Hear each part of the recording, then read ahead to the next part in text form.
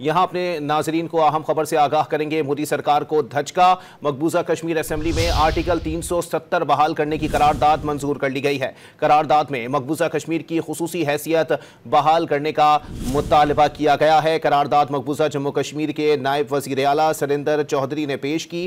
BJP अरकान की जानिब से करारदाद के खिलाफ नारेबाजी की गई। मोदी सरकार ने सन 2019 में मकबूजा कश्मीर की खुसूसी हैसियत का खात्मा कर दिया था।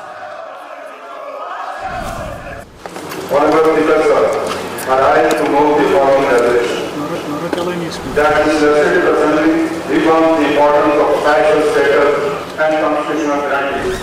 We safeguard the identity, culture and rights of the people of Jammu and Kashmir and expresses concern over their unilateral removal. This Assembly calls upon the Government of India to initiate that the elected representative of people of Jammu and Kashmir for restoration of special status, constitutional guarantees, and to work out constitutional mechanism for restoring these provisions. This Assembly emphasizes that any process for restoration must safeguard